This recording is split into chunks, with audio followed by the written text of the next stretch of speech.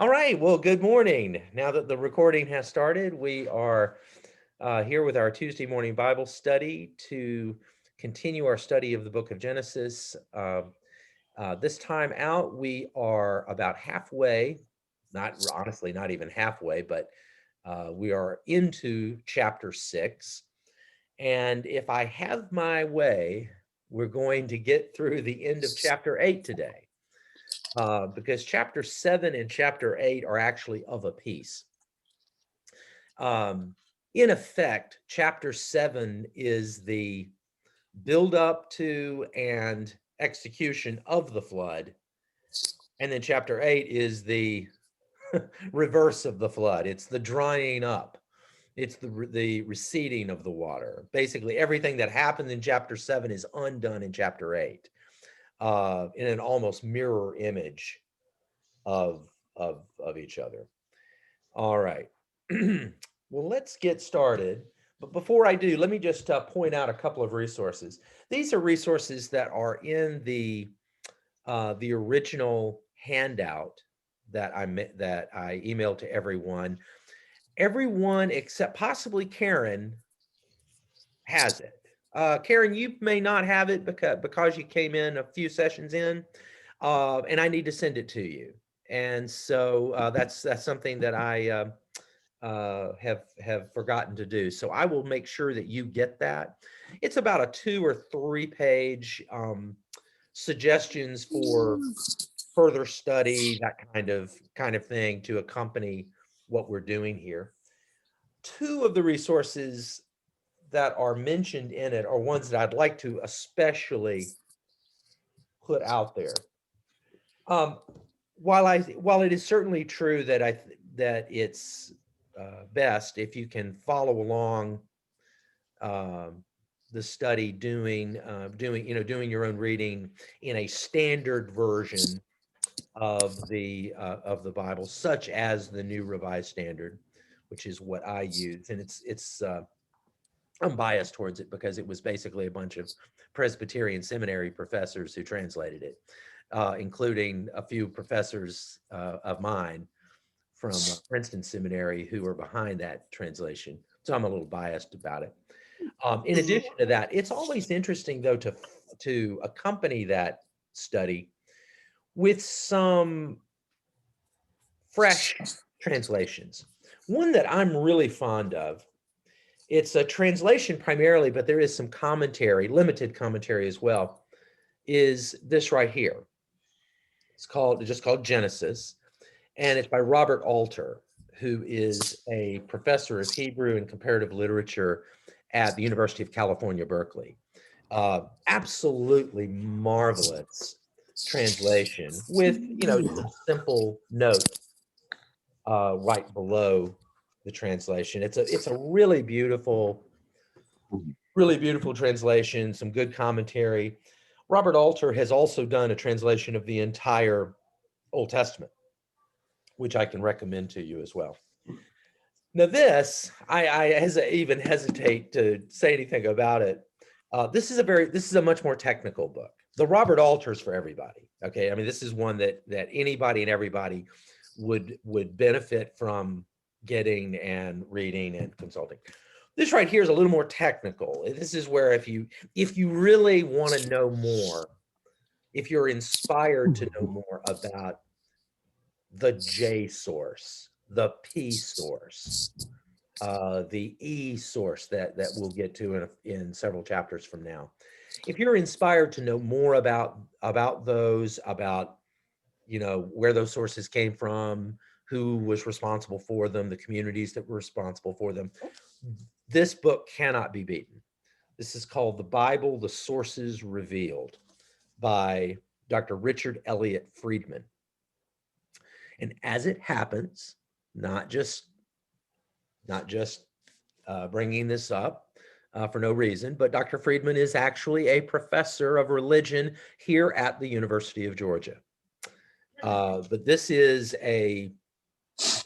one of the preeminent, he is one of the preeminent scholars of the Hebrew scriptures in the world today. And this book is a very authoritative study of the sources that go to make up the Pentateuch, the first 5 books of the Hebrew Scriptures. And so his study of the book of Genesis is in here, and it's very, very good. Some excellent notes, but then also it's color coded. You'll notice it may be hard to see, but the text is color coded. And what it is that it's an easy way of showing you what's the J source, what's the P source, where have the sources been sort of redacted together. Again, it's highly technical, and it may not, this may not be your cup of tea, but if it is your cup of tea, you can't do better than this. All right.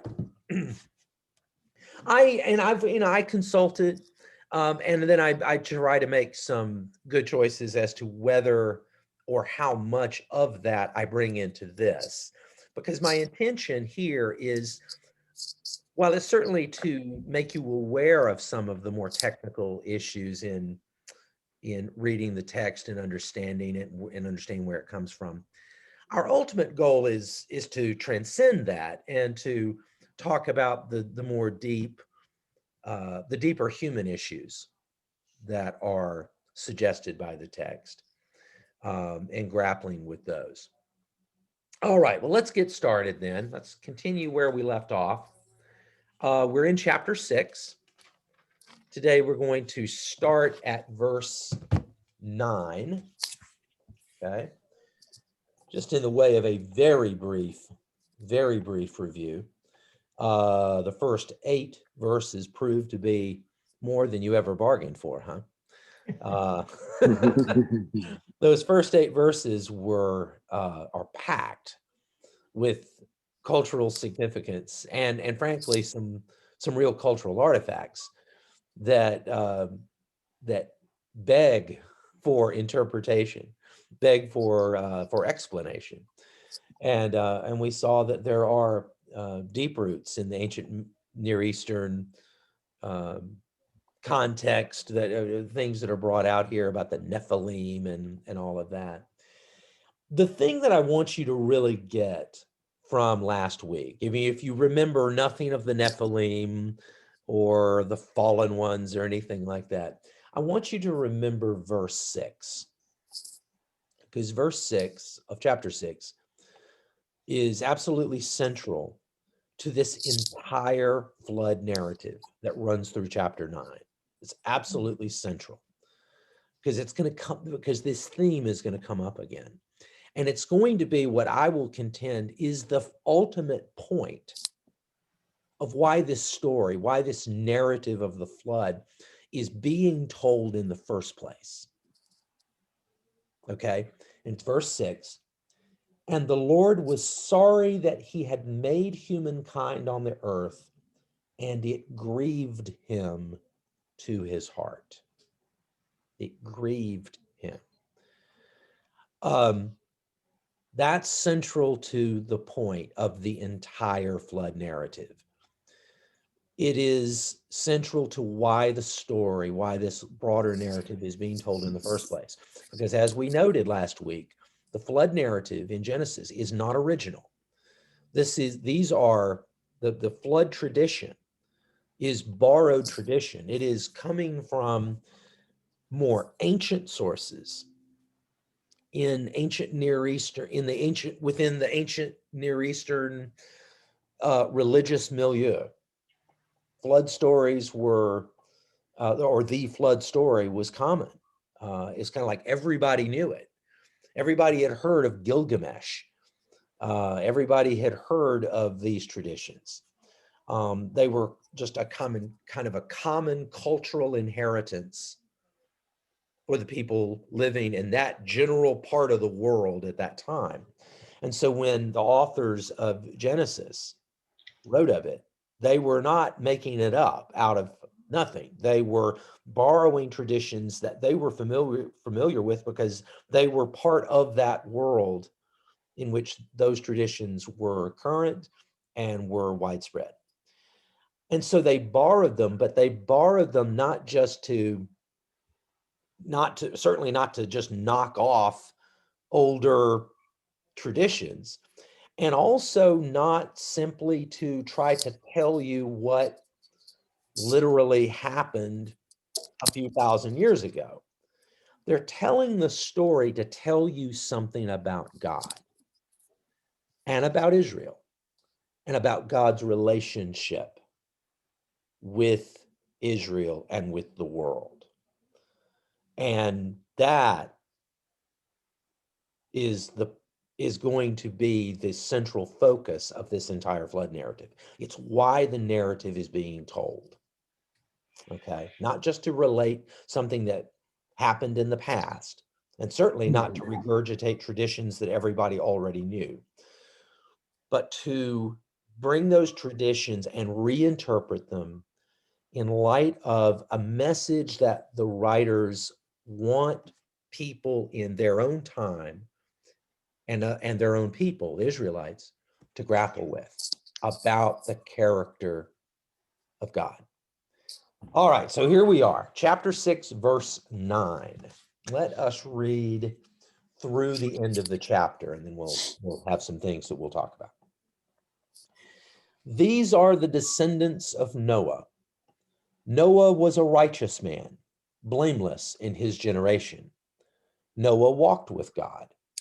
And Noah had 3 sons, Shem, Ham, and Japheth. Now the earth was corrupt in God's sight, and the earth was filled with violence. And God saw that the earth was corrupt, for all flesh had corrupted its ways upon the earth. And God said to Noah, I have determined to make an end of all flesh, for the earth is filled with violence because of them. Now I am going to destroy them along with the earth. Make yourself an ark of cypress wood. Make rooms in the ark and cover it inside and outside with pitch. This is how you are to make it. The length of the ark, 300 cubits. Its width, 50 cubits. And its height, 30 cubits.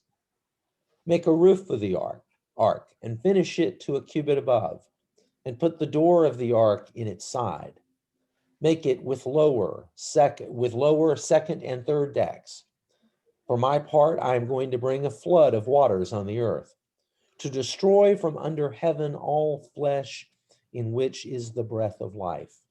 Everything that is on the earth shall die. But I will establish my covenant with you. And you shall come into the ark, you, your sons, your wife, and your sons' wives with you. And of every living thing of all flesh, you shall bring 2 of every kind into the ark. To keep them alive with you, they shall be male and female. Of the birds according to their kinds, and of the animals according to their kinds, of every creeping thing of the ground according to its kind, 2 of every kind shall come into you to keep them alive. Also take with you every kind of food that is eaten, and store it up, and it shall serve as food for you and for them. Noah did this. He did all that God had commanded him.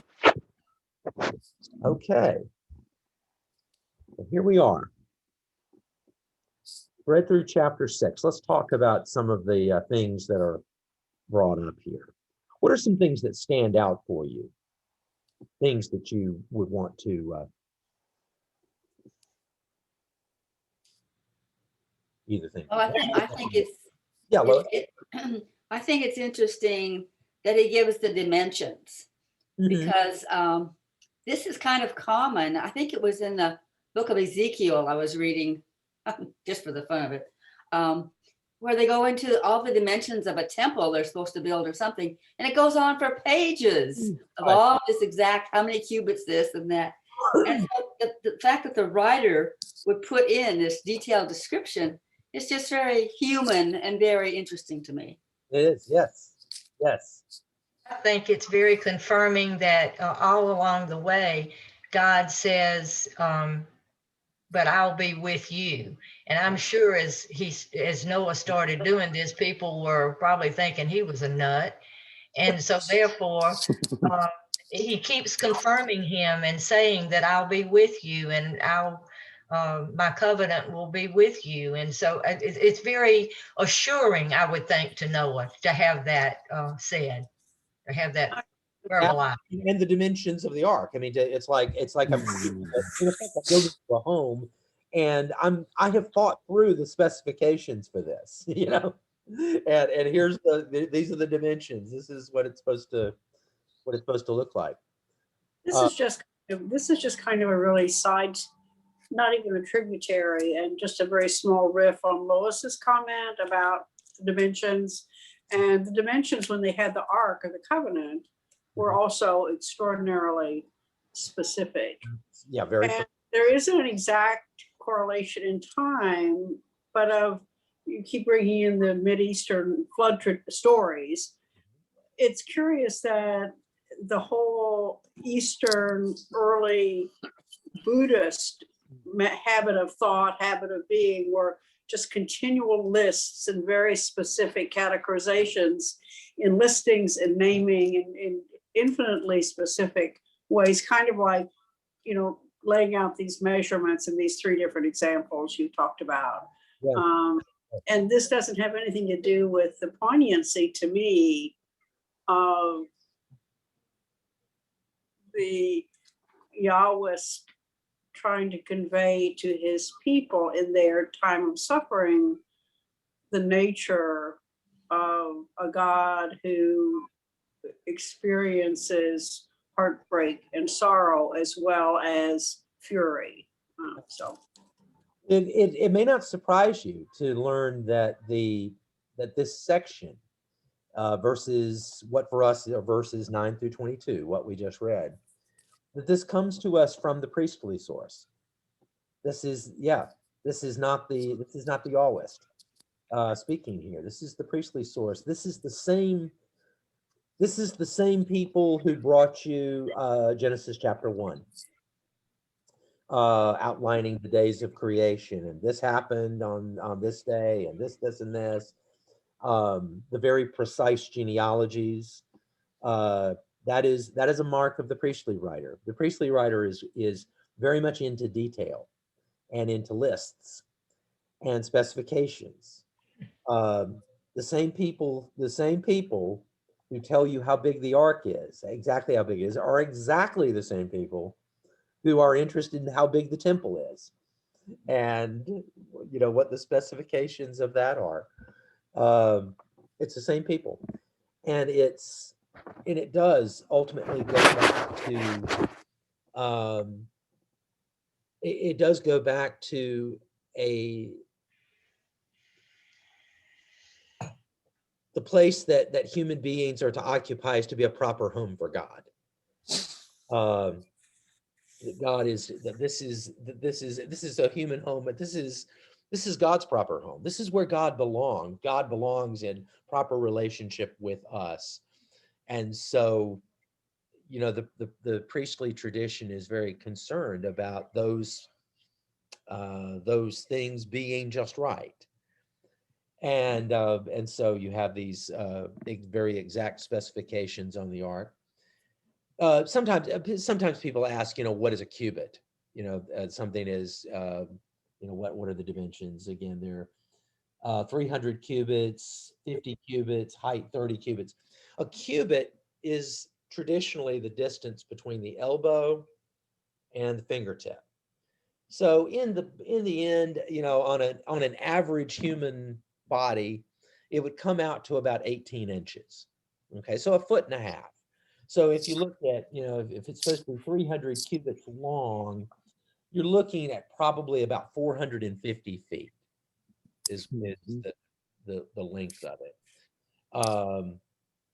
And so the 450 feet, that's 150 yards.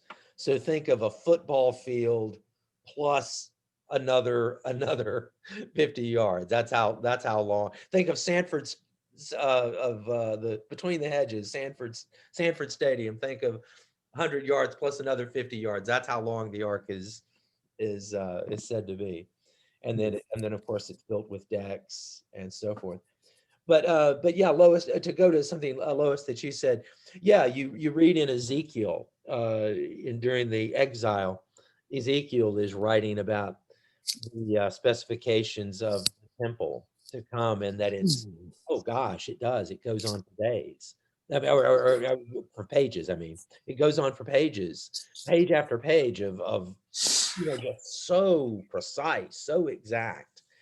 Um, and it's the same people. It's the same, if not literally the same people, it's the same kind of people who brought you that are bringing you the dimensions of the ark. But it's not just to bore you with mathematical details. It's to say that when we're talking about a proper habitation for humans, proper habitation for God, a proper habitation for humans who are created in the image of God. That's what the P writer says. That's the priestly writer who speaks of male and female being created in the image of God. So a proper yes, we have to be very exact about a proper habitation for God. But a proper habitation for God is also a proper habitation for human beings because we're created in the image of God. And so they're very precise and very careful about what these numbers are. When you go to the decision that God, or the calculus that God goes through to decide that a flood is necessary, that destruction is necessary, what do you notice in the text about what it is that gets God's goat so much?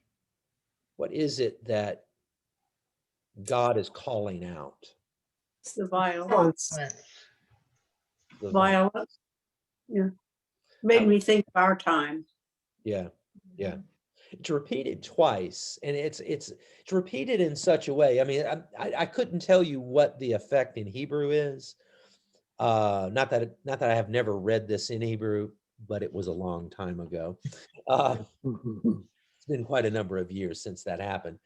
But I can tell you, in reading it in English, at least to me, and I suspect that you would feel the same way, is that it is as though the author goes out of his way to say the word violence.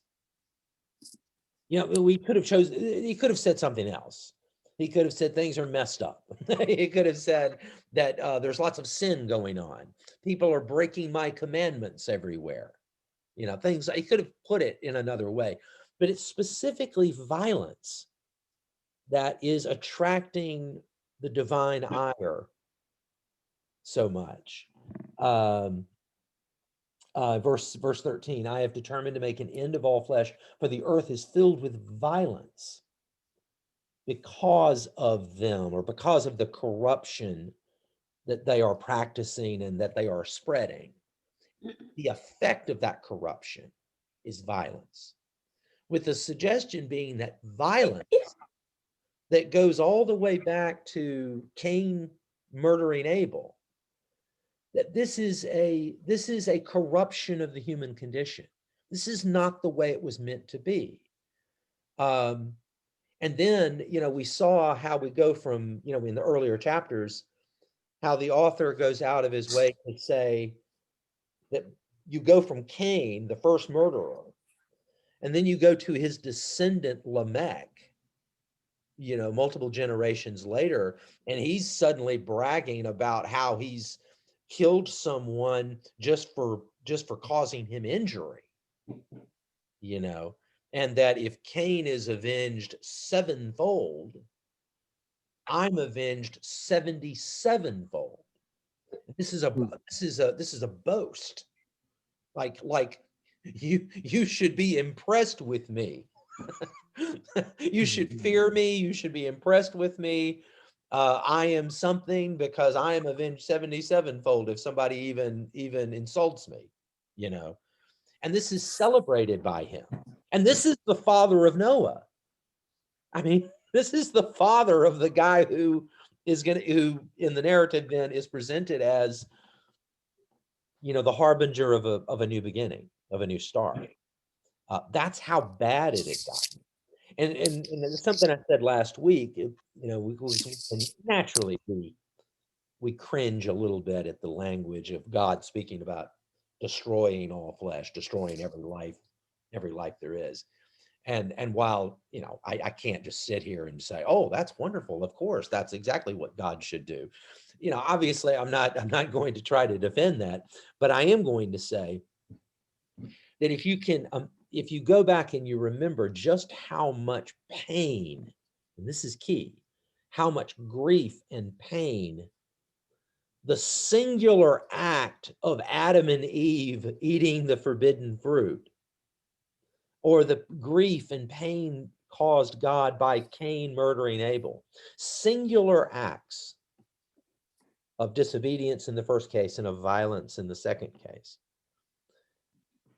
Imagine that violence exponentially multiplied. If a singular act is a stab in God's heart, a singular act is a stab in God's heart. Imagine what God is feeling as it is exponentially multiplied across the world, across the land. It's- And that is It's interesting. yeah, that's where God is, when we get to the generation of Noah. It's interesting that God, who was able in Genesis chapter 1, able to create the world by thought, is also choosing an incredibly violent way to end almost all of humanity and almost all of the living and the rest of the living world. He doesn't just think it away, which he, if you can create a world, you could maybe think it away and in order to start over, but he doesn't do that. He chooses an incredibly violent way to redress all the violence that he's angry about. It's like the And understanding. how often does that happen between people?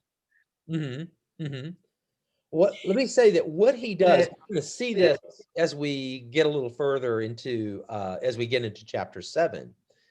We're going to see that what God is, that at least, especially in the way the priestly writer narrates this, which is somewhat different from the way the Yahwist writer does, and the priestly and the Yahwist sources are woven together in chapters 7 and 8. Okay, and I don't want to get to, when we get to that, I really don't want to get too technical, but the two sources are woven together. The later redactor who put all this stuff together sometimes put the two sources side by side, and sometimes without necessarily trying to harmonize them. And so it sometimes makes for some awkward phrases and awkward juxtapositions. But what the priestly writer is doing when relating the flood, we're going to see this in chapter 7. Remember that in chapter 1, the way God created, yes, God did speak by divine word and let this be so. Remember that when God created life on earth, right before God created life on earth, what God did was separate the waters from the waters.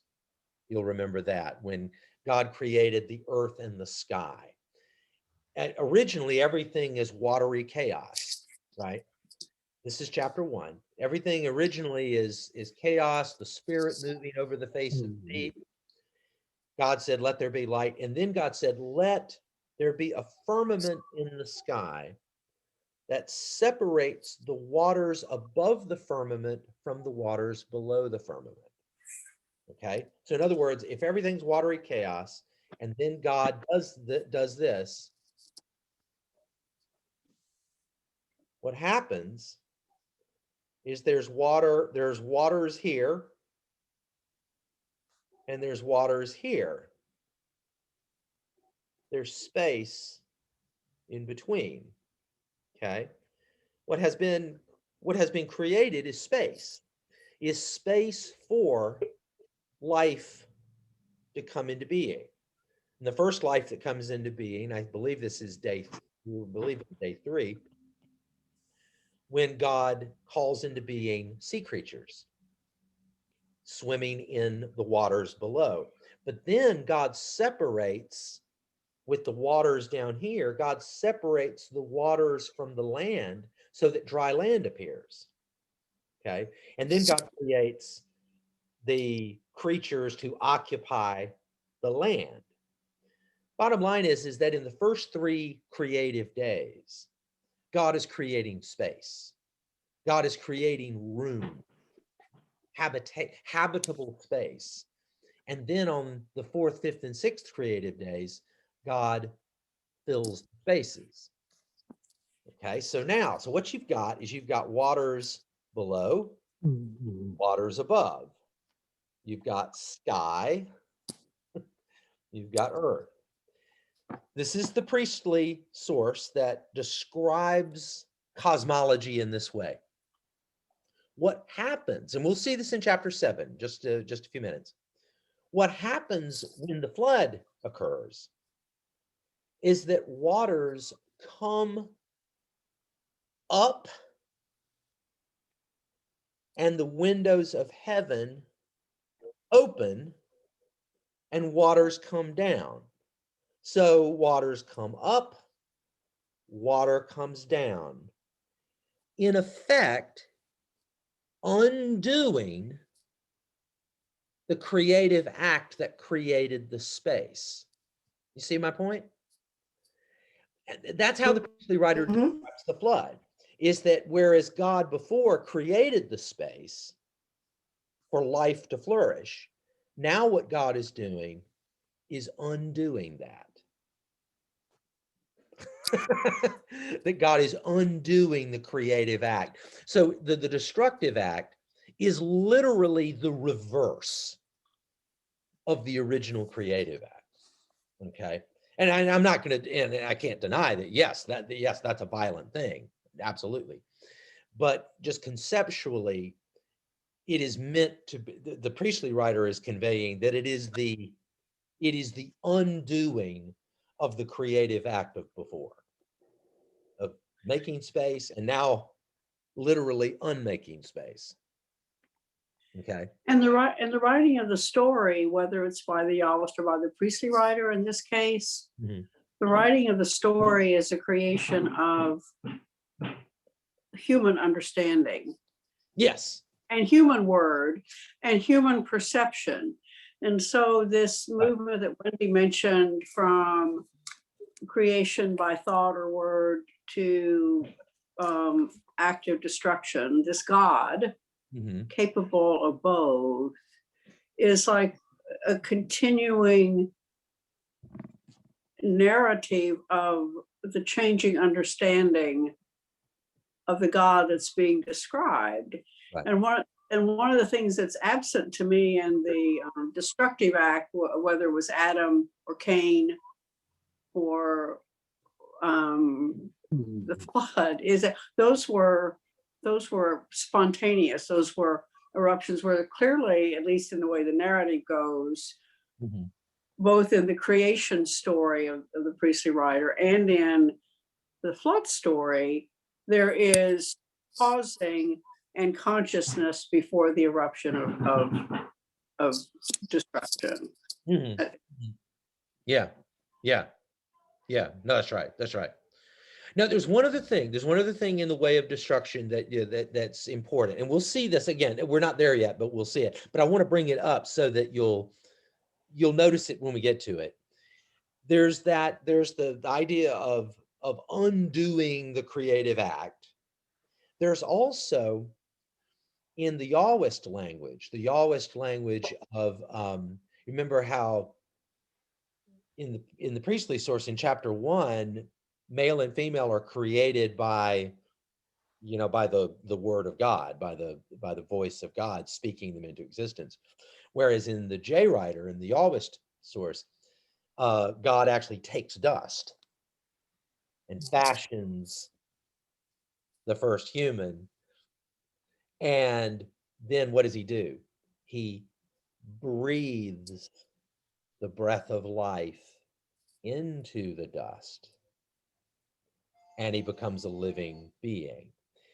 And what we're going to see in chapter 7 is that just as the priest source speaks of the destruction as an undoing of the original creative act, there's language in the other of, if God is literally breathing in or inspiring, inspiriting, think of inspire as to inspirit, to put spirit into, put breath into. The language of the destruction is literally, once again, as with the other, an opposite movement. It is expiring. The opposite of inspiring is to expire. The breath leaves, the spirit leaves that which it had occupied. And that is the act of destruction. We'll see that. We haven't gotten to it. We'll see it in chapter 7. Hold that in place though, because both of those motifs are important in the narrative's description of what's happening, of the judgment that is being executed on the world. Just as I pointed out, though, in chapter 6 with verse 6, a thing I really want you to see here that is absolutely central to everything else that follows is how this is motivated, how this at this point, the determination to destroy everything is motivated from grief. It's motivated from pain. And we'll see how that evolves, how that, where that goes as we go through the narrative. This destructive act is motivated by grief. It's kind of, I mean, how many times have you been utterly frustrated by a situation? You've just reached the end of your rope, and pardon the language I'm about to use, but I mean, I think you'll be able to understand. You reach the end of your rope, and you just throw your hands up and say, to hell with it. I mean, to hell with this. I'm done. And that's kind of where God is. God has been working with this situation. God is doing everything he knows to do. God is getting continually grieved and hurt, wounded by all the violence, all the corruption. And God reaches a point at this point in the narrative, God reaches a point where, in a manner of speaking, God throws his hands up and says, to hell with it. I can't do this. I just can't do this anymore. Now, obviously, that attitude is not permanent. Okay, I mean, we know how this story ultimately ends, right? We know that God doesn't stay there, but it's interesting in the telling of the story that God has a stage where that's where God is. Keep in mind also, and I mentioned this last week, but I want to reiterate it here, how completely different the reason for the flood as presented in Genesis, the reason for the flood in the first place, versus the reason for the flood in the ancient Near Eastern Mesopotamian flood traditions that the writers of Genesis inherited. Okay. The reason for the flood in the older traditions was the caprice of the gods. The gods just decide, hey, we've just got too many humans. There are just too many humans. We've got to wipe out some. Right? It was arbitrary. It was capricious. It was unfeeling. It was uncaring. We're the gods. What does it matter if a few humans, if a few million humans die? That's the tradition that the writers of Genesis inherited. And so just notice just in how they're telling the story already, they are telling the story in a completely different way, where it's not the caprice or the arbitrariness of the gods. It's God working with his creation that he's been trying to work with, trying to love, trying to have relationship with, and just getting frustrated at every turn. And he reaches, dare I say it, the very human point, where we just say to hell with it. Why do you suppose that we were not given any examples except for Lamech's brief little remarks that he made? Any examples of all of this, these hundreds of years of this genealogy, but no detail as to what evil men were doing? So all of a sudden, it's been too much for God, but the rest of us are like, well, so what were we up to? What were we doing? I wonder why we didn't get more. We didn't get any details between the 7-fold and the 77-fold. We didn't get 50-fold, and we could have, or maybe we could have, yeah. or why, or why, God marked Cain to protect him. Mm-hmm. So why, so there was an act to affect what would happen. Mm-hmm. Mm-hmm. So why wouldn't there have been any acts to reverse? In some ways he must have been sorry that he marked Cain as he saw things progress from bad to worse. Well, no. I wouldn't say he was sorry for it. He would just say that it was ineffective. Remember the reason he marked Cain. He and this goes straight to how God is depicted in all of this early narrative.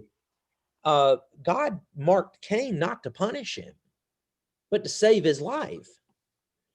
Right. Yeah. In other words, the mark turned out to be ineffective.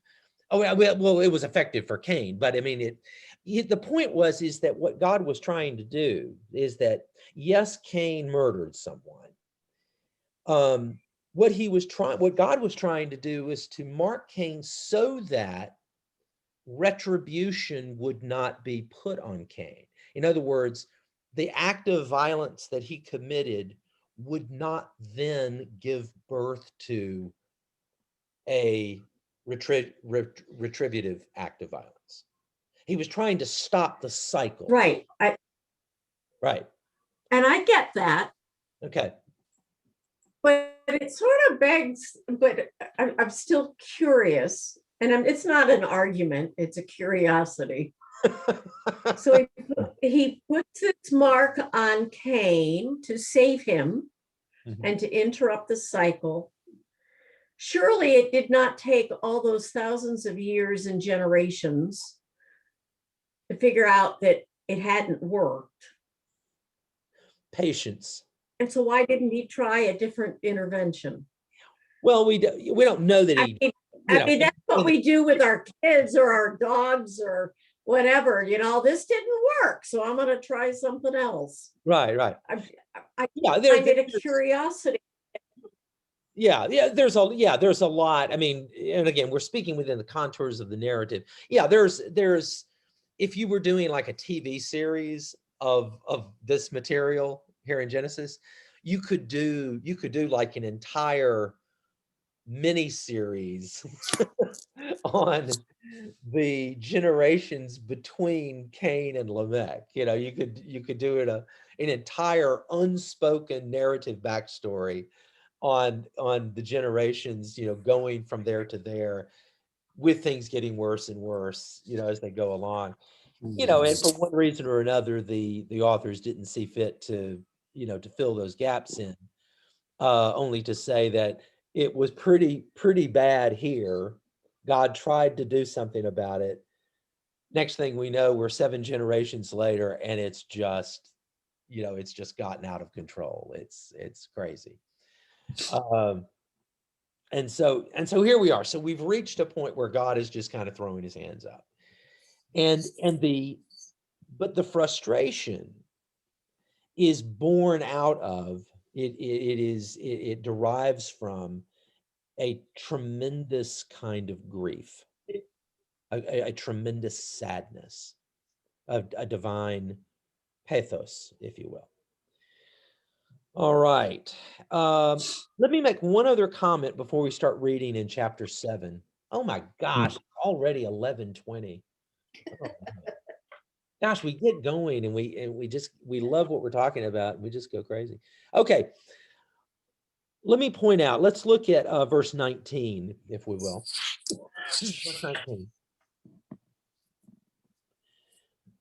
You'll see it says, and of every living thing of all flesh, you shall bring 2 of every kind into the ark to keep them alive with you. They shall be male and female, of the birds according to their kinds, and of the animals according to their kinds, and of every creeping thing of the ground according to its kind. 2 of every kind come into you to keep them alive. Also take with you every kind of food that is eaten and store it up, and it shall serve as food for you and for them. Noah did this, all that God had commanded him. Now, last week I asked you the question, especially with in the idea that you would read that, but you would also read chapter 7, and I asked you the question: how many of each animal did Noah bring onto the ark? If all you read was that there in chapter 6, then you would say, well, 2 of every kind. Well, it gets a little muddy when you look at the first part of chapter 7. Look at first part of 7. Then the Lord said to Noah, go into the ark, you and all your household, for I have seen that you alone are righteous before me in this generation. Take with you 7 pairs of all clean animals, the male and its mate, and a pair of the animals that are not clean, the male and its mate, and 7 pairs of the birds of the air also, male and female, to keep their kind alive on the face of all the earth. For in 7 days I will send rain on the earth for 40 days and 40 nights, and every living thing that I have made I will blot out from the face of the ground. And Noah did all that the Lord had commanded him. Okay. Now, chapter 6 seemed fairly straightforward.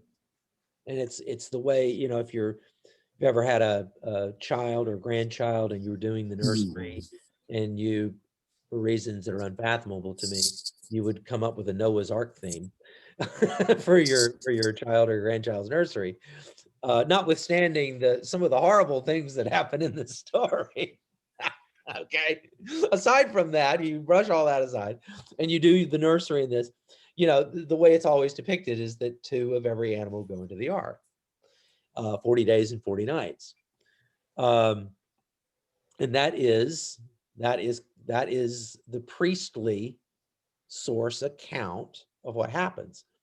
It's curious that somehow the numbers look different when you look at the first part of chapter 7. Well, it may not surprise you to learn that the first part of chapter 7 is the Yahwist source, the same people who brought you chapters 2 and 3. Okay. Now, I don't want to go into too much detail right now because we could kind of go down a rabbit hole just a little bit, at least in the time that we have remaining.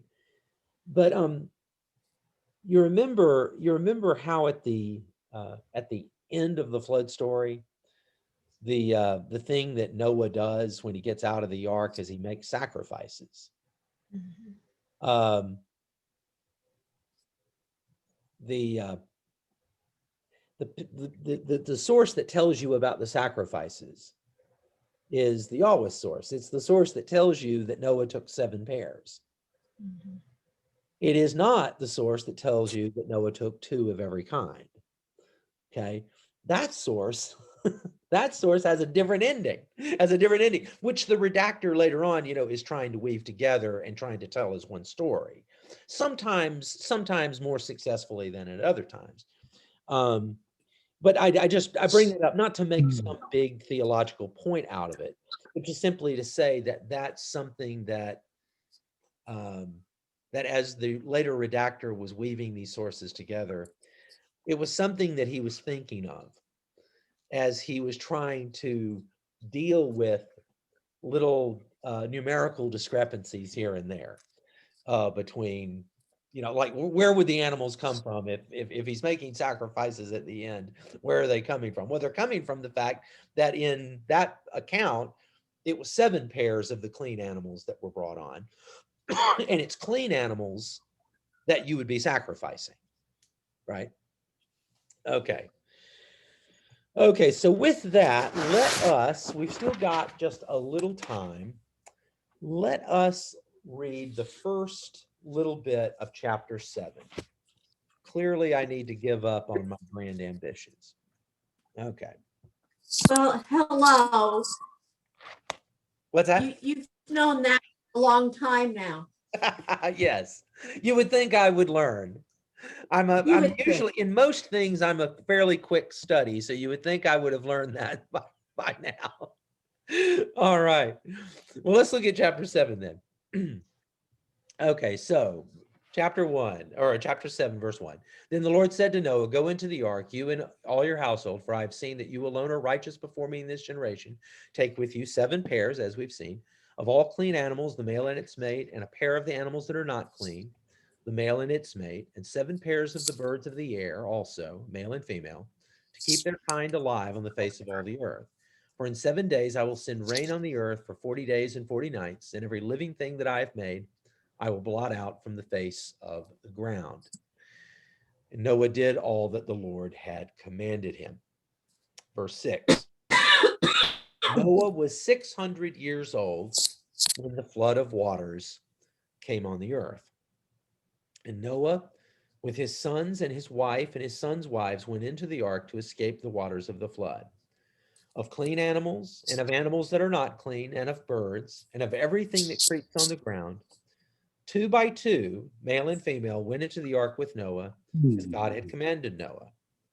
And after 7 days, the waters of the flood came on the earth. In the 600th year of Noah's life, in the 2nd month, on the 17th day of the month, take a wild guess as to which source that is. The priestly source, yeah. In the 2nd month, on the 17th day of the month, on that day, all the fountains of the great deep burst forth. Okay. And the windows of the heavens were opened.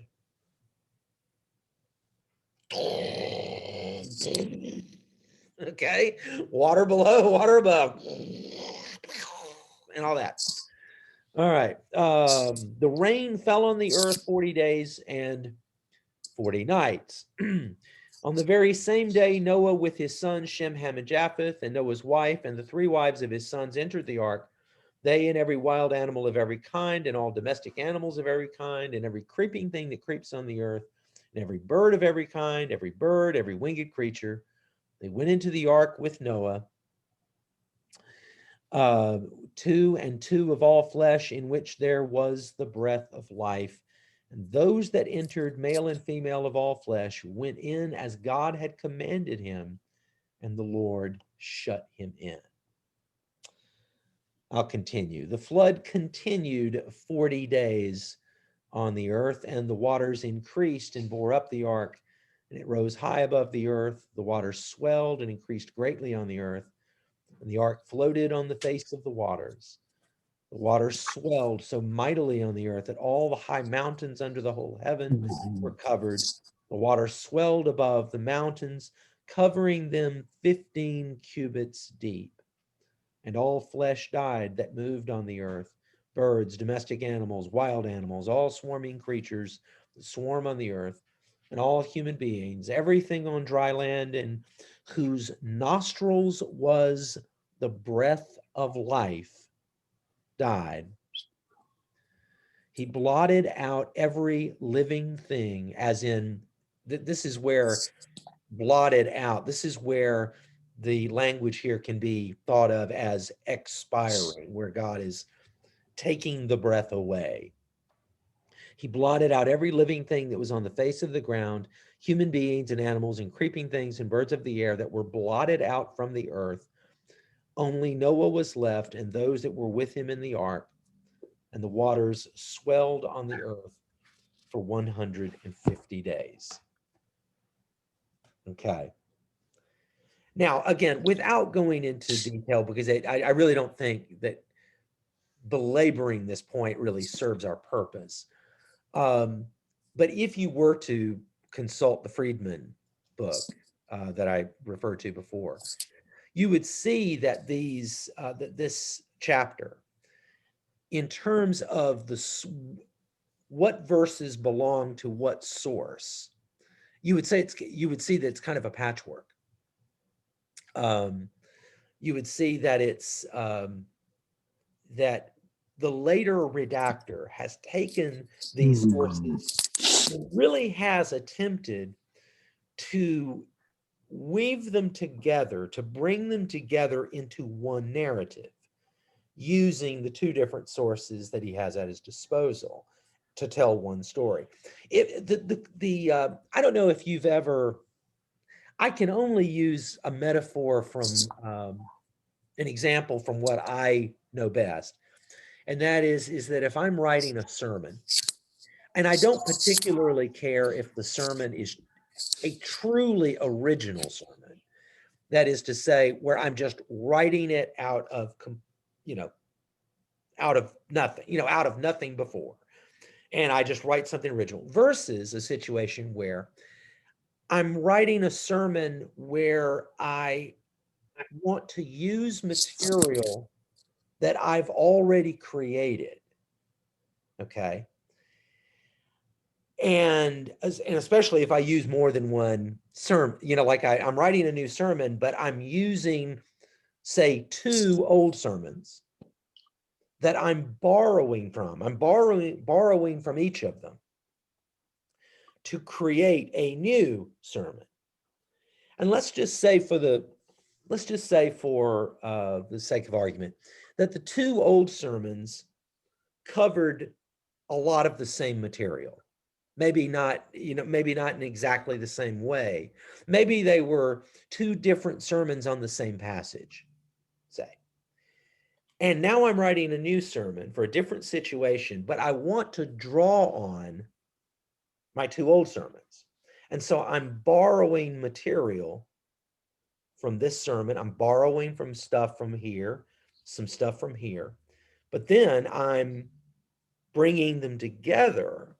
And though they were originally 2 different sermons, I'm trying to bring them together in a way that makes sense for the new purpose. Okay? That's kind of what's going on here, is that the final editors of Genesis are bringing together different sources, and they're trying to tell one story. And so they're taking some from here, some from here, and they're finding ways to connect them such that the 2 sources don't so much contradict each other as much as they amplify each other, or at least that's the intention. Now, sometimes, as we've seen, sometimes that's not pulled off quite as obviously successfully as at other times. Sometimes there are tensions that lie between verses that are just kind of allowed to stay side by side. Other times they're woven together in such a way that you almost wouldn't notice if you're just kind of casually reading. You wouldn't necessarily even notice that they were drawn from different places. But yeah, chapter 7 and chapter 8 both, when you do, a kind of Friedman-esque kind of analysis, you'd see that that the final redactor, the final editors were actually using, really were pulling stuff from different sources and putting them together. And so I don't want to belabor that point because I don't think there's too much to be gained by it. Only to say that sometimes when you do have interesting variations of detail, that's where those variations are coming from.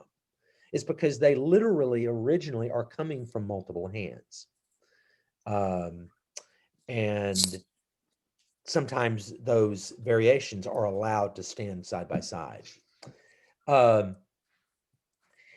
what we've got at the end of the day, what we've got with chapter 7 is the account of Noah and however exactly many animals are entering the ark, and they're being saved from what clearly is described if you look in verses 17 through 24.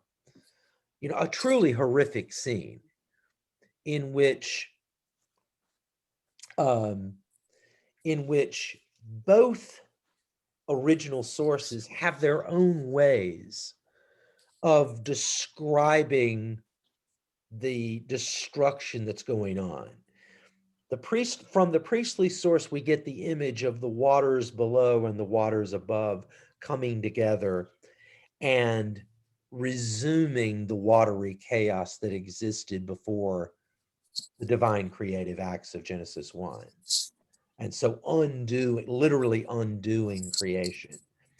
And then from the other source, we have the language of life being blotted out, or the same breath that entered the dust, the same breath, the same divine life that entered matter and gave it life and consciousness is now leaving it. And so again, just as with the first example, it is an undoing. It is a reversal of the original creative acts. And this is all stemming from God's profound sense of grief.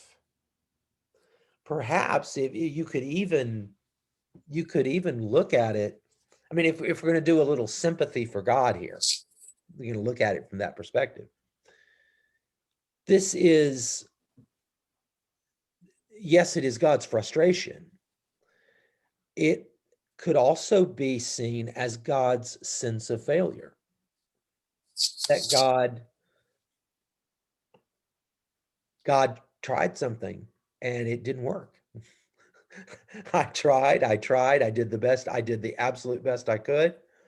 I did everything I knew to do, but it just got out of hand and the project failed. And yes, I'm trying to set up the conditions for a new beginning by making, and I haven't made much of this, but I should have, making a covenant with, an agreement with one particular family to be that point of continuity between the old that is being destroyed and the new world that is to come. God making covenants with one family to be the bridge. But God's sense of failure, God saying, I tried and it didn't work. And it pains me, it grieves me that it had to come to this. But here we are. And so we're left with, and this is where we're going to leave off for today. At the end of chapter 7, this is where we are, is that we're left with this image of the floodwaters swelling on the earth. It ends with water everywhere for 150 days. And that's how chapter 7 ends. As I said, chapter 8 is going to be almost the mirror reversal of everything that happens in chapter 7. And we'll look at that next week.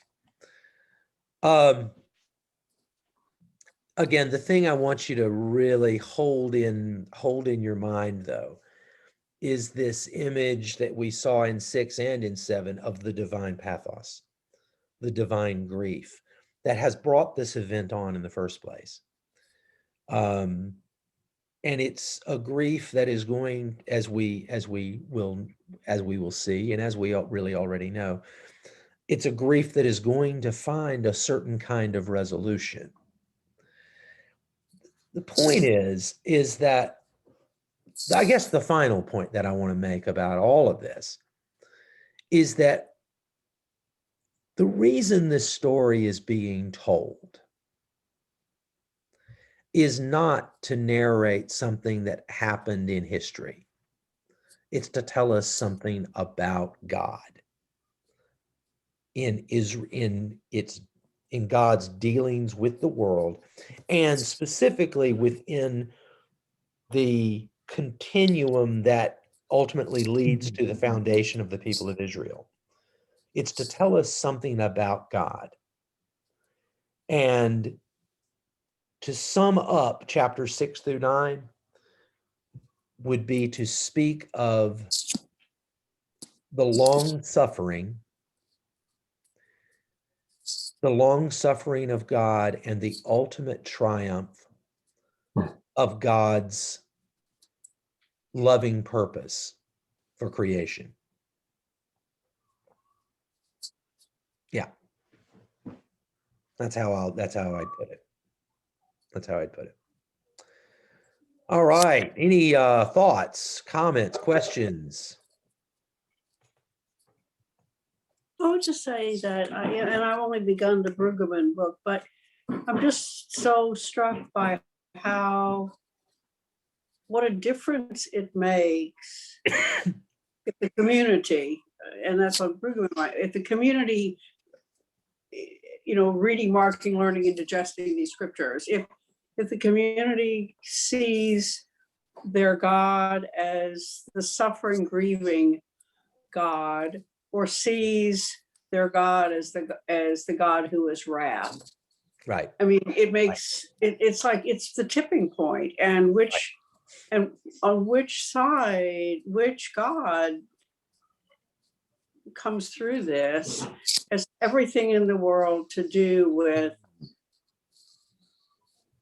everything. Absolutely. That nails it. That absolutely nails it. That is the story that Israel is telling itself. When it relates this story, it is ultimately telling a story of a God, of a very mysterious God, of a God whose ways are, beyond us in many ways, but a God who is deeply engaged with and pained by the people to whom he has bonded himself in covenant, in love.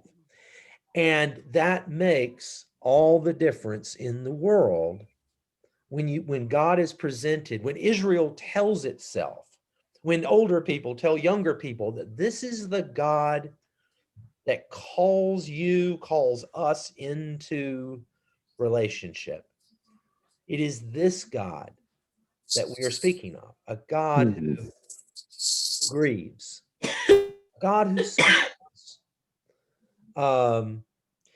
Wrath is part of the story, but the wrath is not in and for itself. It is an aspect of the grieving relationship. It's a dimension It's a dimension of the grief. And of course, what we're going to see is that ultimately what we're going to see is that God is going to make a covenant after all this is over, that this is never going to happen again. And this is, I mean, it's partly to reassure the descendants of Noah, but it's also like God making a promise to himself. God placing a kind of restriction on himself that I'm never going to let my grief take that direction ever again. You know, I mean, we can think of all kinds of parental analogies. I think it's natural that we would draw on parental analogies as we consider God's relationship with his people. And, you know, and consider, you know, if you have a child or,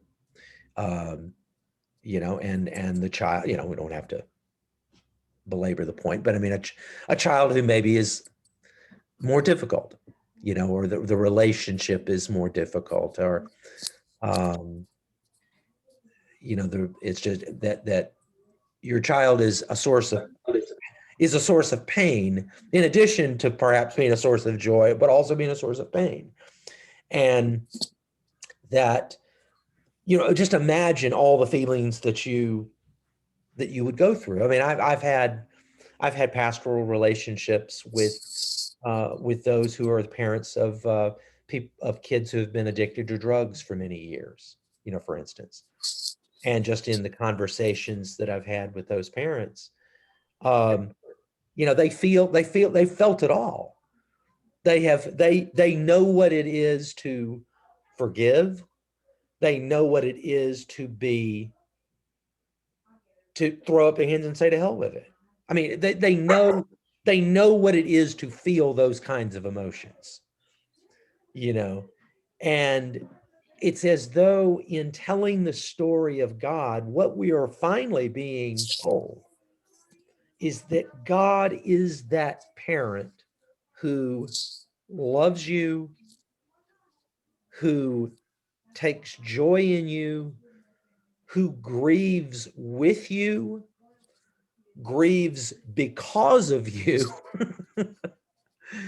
and whose love finally and ultimately overcomes any other darker feelings that may rise up in the course of the relationship. You know, that love finally wins. But for God to be depicted as one who feels all of those things, including the wrath, including the throwing the hands up, it really it's really just a profound statement of the pathos of God. And that's going to be that is going to be something. I mean, Karen, you suggested it. Come on, Tom. That's a theme that is extremely important for the rest of the Hebrew scriptures. I mean, it's not possible to understand the prophets of the Hebrew scriptures from Isaiah through Malachi. It is not possible to understand the prophets without reference to divine grief. I mean, that's what the divine, that's what the great prophetic insight is actually, is insight into God's own heart and being able to relate the joy of God's heart and the breaking of God's heart, relating that to the people of God. Yeah, that's good stuff. Okay. Yeah. Yes, Annie.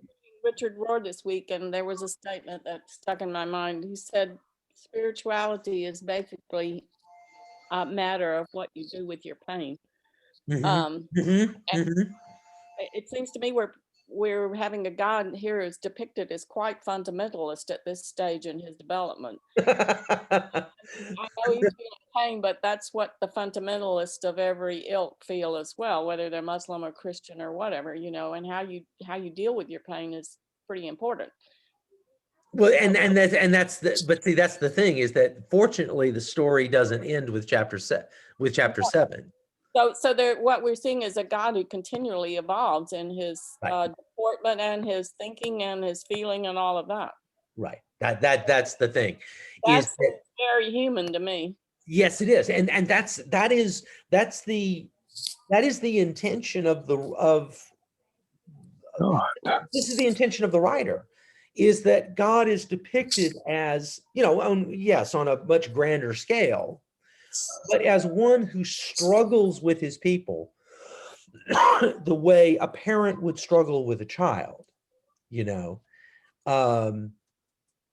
And love is the final reality.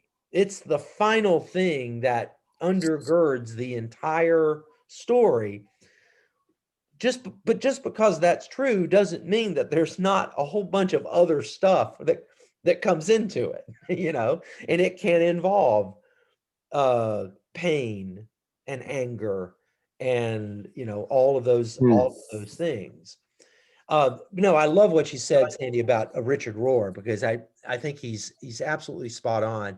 Yeah, he said the quote, and I forget where it appeared. It was It's in a book he's republished on the cycle of death and rebirth. okay. I think I may have come across it in a book called Everything Belongs. Yeah. Wonderful book, and it was something along the lines of that our spiritual life in large part has to do with what we do with our pain. And there are two basic directions that you can take with your pain. You can either direct it outwards, project your pain outwards, and cause harm to others. Like your own inner brokenness, your feelings of rejection, for instance, or your feelings of being victimized in some way. You can project that hurt and that rejection or those other dark feelings and project them onto people in ways that cause other people to suffer as much as you've suffered. Okay, there's that. Then the opposite, though, is taking the pain and in effect letting it go in such a way that the pain becomes a source of strength. It becomes a source of greater understanding and compassion. You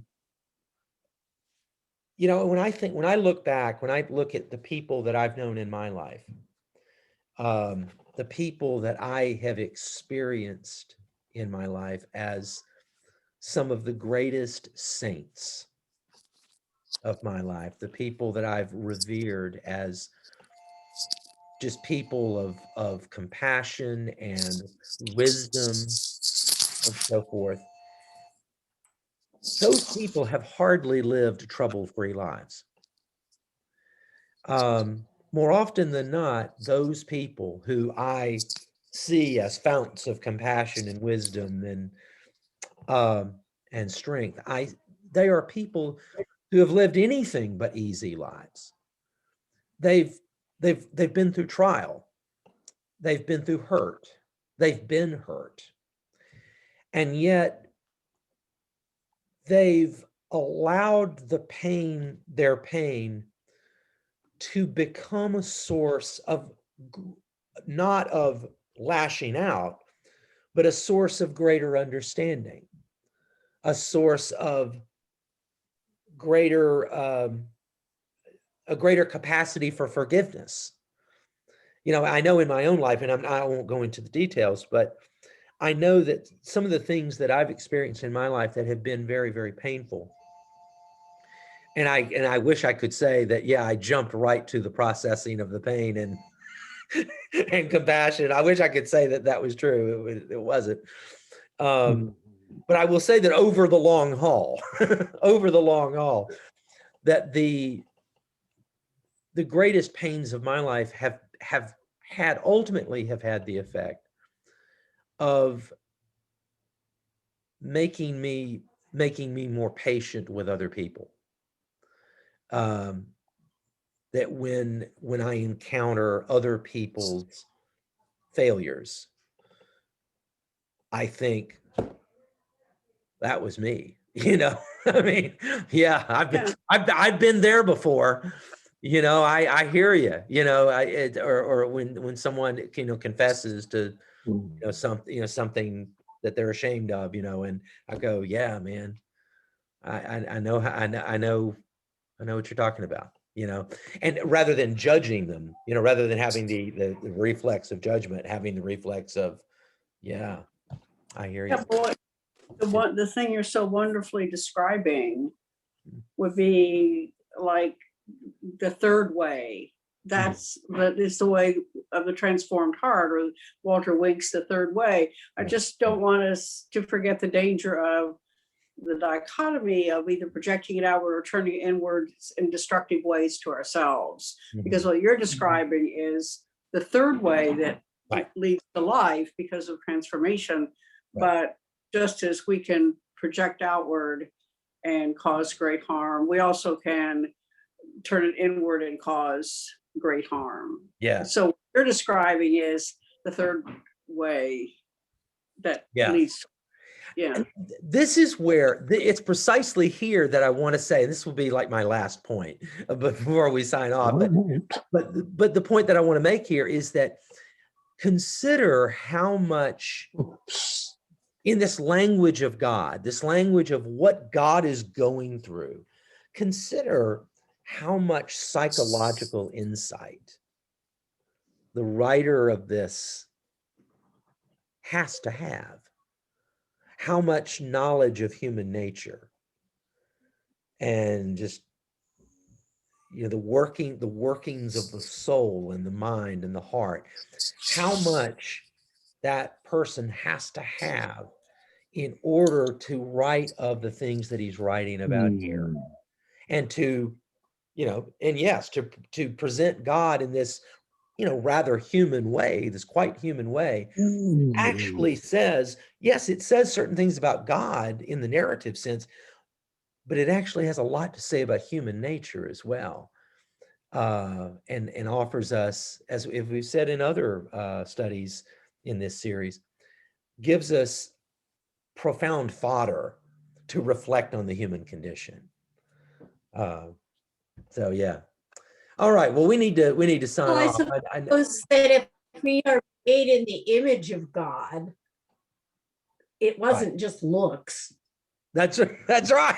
That's right. It would also That's right. I mean, we can bristle a little bit, you know, say, oh, well, you know, we're anthropomorphizing God and all that. And yeah. I mean, when we think of God in God's godness, and, you know, we're not going to be thinking of God quite in those terms, but to at least start there, to start with the idea that God's love, when we speak of God loving us, that while God's love is something that ultimately goes beyond anything that we can comprehend, we start where we can. We start where we do. We start where we are. And we start with the knowledge of what human love is like and what human love feels like, and the pain and the griefs that human love engage us in, you know, and we start there in our language for God and our relationship with God. It's only natural that we would start there, as does the authors of Genesis. All right. Well, with that, I am going to bid you all a fond adieu, and I hope that you all have a good lunchtime. I don't know what I'm going to eat for lunch, but it's probably going to be thoroughly bad for me. And But I'm really hungry. I really deserve it. So anyway. Okay. Well, y'all have a good rest. Oh, and let's pray. Let's pray before we go. Oh God, we give you thanks for this opportunity to gather here online to talk and to share and to grapple with some of these, some of these provocative texts, these stories that, even though written thousands of years ago, they nevertheless engage us into a deep exploration of your nature and of our own natures. We pray that you give us wisdom as we continue this journey. We thank you for all of your love and your grace, and we pray that you guide us through this coming week. In Christ's name we pray. Amen. Okay. Thank you. All right, everyone. Well, have a good rest of the day, and I'll see you soon. Bye-bye. Okay, Bye. bye, everyone. As well. Yay. Bye-bye. Bye. Bye.